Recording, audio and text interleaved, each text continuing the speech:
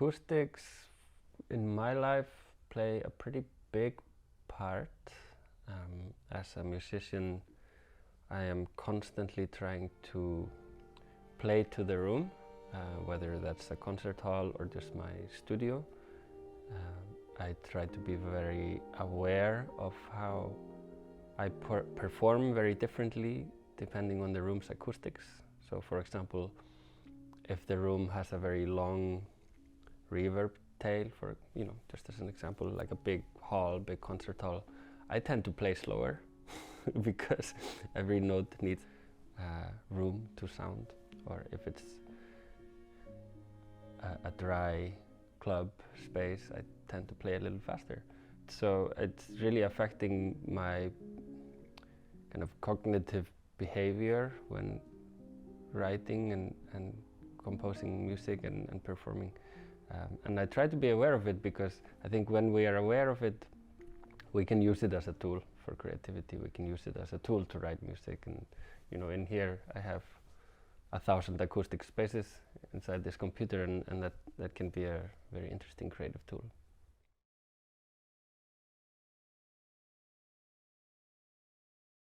But something I've really noticed is living here versus living in Indonesia, where I spent a few months a year, is how important silence is to my life. And I've realized that in most places, even if you go out of the city, go into nature, you're still not in silence because there's animals, frogs. And a few months ago, after being 1.5 years in Iceland, I landed in Indonesia, and the first night that I went to sleep, I locked my bedroom and I could hear my ears ringing from all the noises.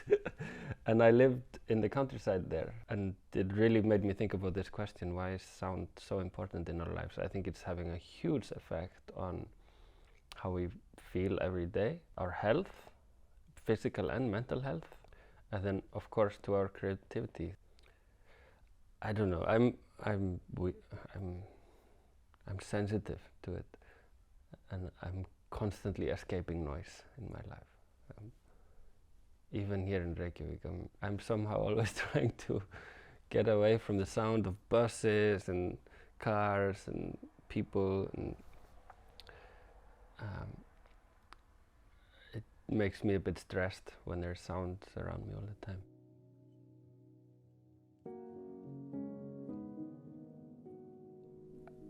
I think it has really shaped my style of music.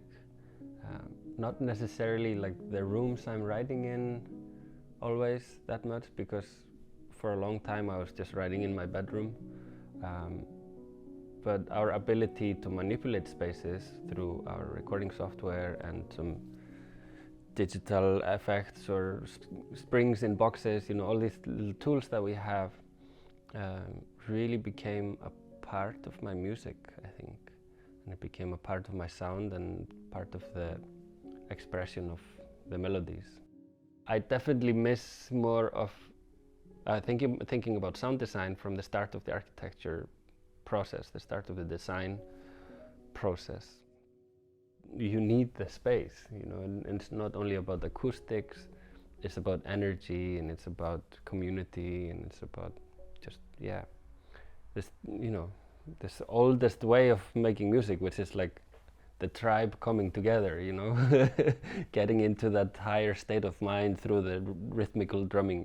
You want the venue to have an effect, you want the acoustics to be beautiful, you want the place to be beautiful, but you don't want it to overtake your music, and I don't want it to I don't want to have to adapt too much to the venue in order to be able to make it work in there. So there's like this particular size and type of venues that are perfect for me because they allow for me to have full control of the sound in there. So they're not too big or too reverberant for us to lose that control, but still having that characteristic. I think Harpa here in Reykjavík is actually an amazing venue. It's a great sounding venue.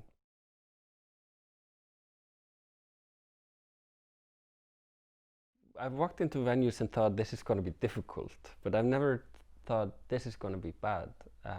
because that's just admitting defeat. You know, there's always a fight to be had, and I'm very lucky with my sound engineers who travel with me. They are masters at manipulating spaces and tuning PAs to rooms. People talk about, you know, the venue that we're going into as like, this venue always sounds horrible, why are you playing there? But then they come to our show and say, this was the first good sounding show I've ever heard in here. And it's not because of me, it's these 3 guys who kind of walk around the venue with their measuring devices and, you know, clapping and whatever they do. And they somehow manage to always make it work.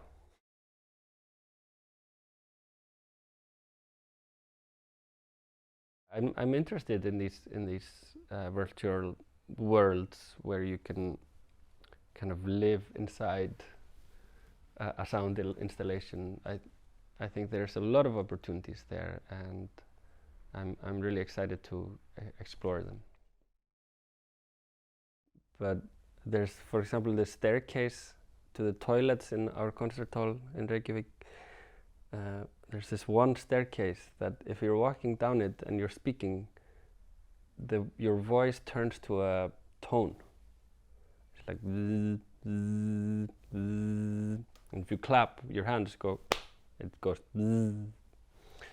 I'm always interested in these kind of spaces because they shock you and they confuse your perception of the world. Like, what is happening? So that's a great space. The staircase to the downstairs men's toilet.